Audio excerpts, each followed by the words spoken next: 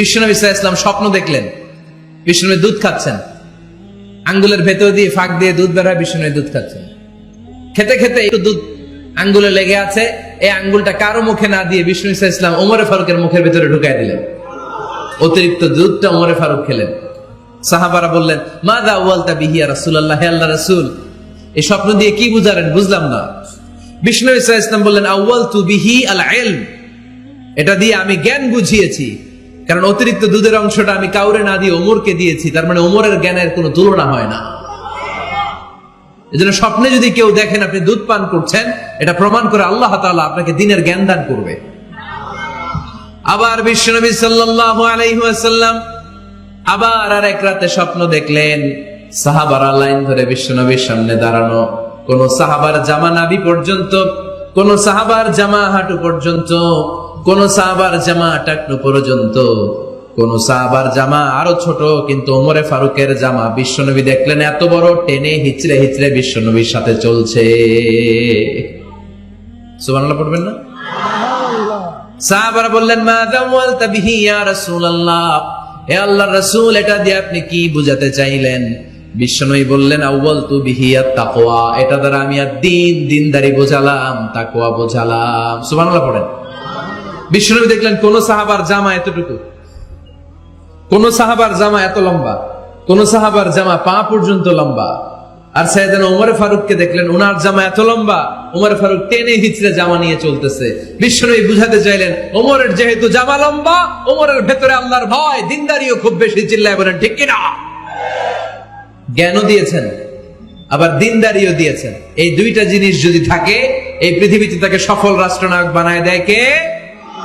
প্রভু তুমি বলেছ রাসূল দেবে না, বলনি দেবে না ওমর, বলনি দেবে না হামজা তারিক, খালিদ বিজয় সমর। প্রভু তুমি বলেছ রাসূল দেবে না, বলনি দেবে না ওমর, বলনি দেবে না হামজা তারিক, খালিদ বিজয় সমর। প্রভু তুমি বলেছ রাসূল দেবে না।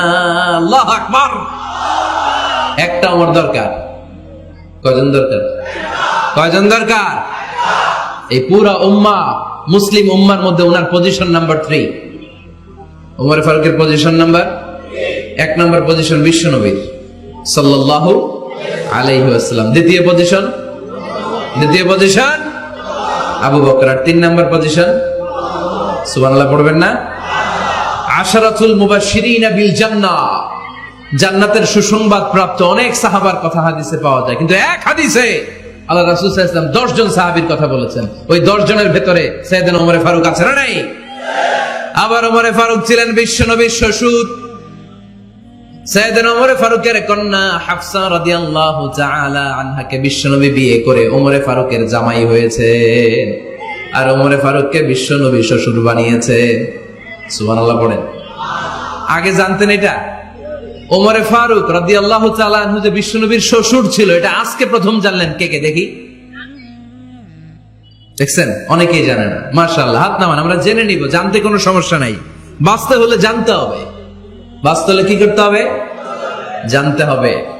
4 জন খলিফার 2 জন হচ্ছে বিশ্বনবীর মেয়ের জামাই, বাকি 2 জন হচ্ছে বিশ্বনবীর শ্বশুর।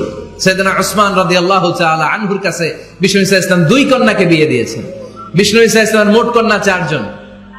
কয়জন? বড় মেয়ের নাম যায়েনব রাদিয়াল্লাহু তাআলা আনহা, ওনার স্বামীর নাম ছিল আবুল আস ইবনে রাবি'। তারপরের মেয়ের নাম হচ্ছে উম্মে কুলসুম, ওনাকে বিয়ে দিয়েছিলেন বিশ্বনবী সাইয়েদনা ওসমান রাদিয়াল্লাহু তাআলা আনহুর সাথে। উম্মে কুলসুম রাদিয়াল্লাহু তাআলা আনহার ইন্তেকালের পরে আরেক মেয়ে রুকাইয়াকে বিশ্বনবী সাইয়েদনা ওসমানের কাছে আবার বিয়ে দিয়ে দিলেন। সুবহানাল্লাহ পড়েন।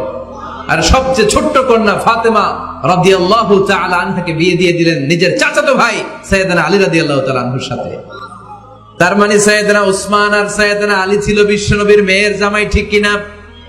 আর সাইয়েদনা আবু বকর রাদিয়াল্লাহু তাআলা আনহুর কন্যা আয়েশা রাদিয়াল্লাহু তাআলা আনহাকে বিশ্বনবী বিয়ে করে আবু বকর রাদিয়াল্লাহু তাআলা আনহুকে বানালেন শ্বশুর। আর ওমরে ফারুকের কন্যা হাফসা রাদিয়াল্লাহু তাআলা আনহাকে বিয়ে করে ওমরে ফারুককেও বানালেন শ্বশুর। তাহলে 4 খলিফার 2 জন জামাই, 2 জন। আওয়াজ করে বলতে হবে, 4 খলিফার 2 জন, বাকি 2 জন।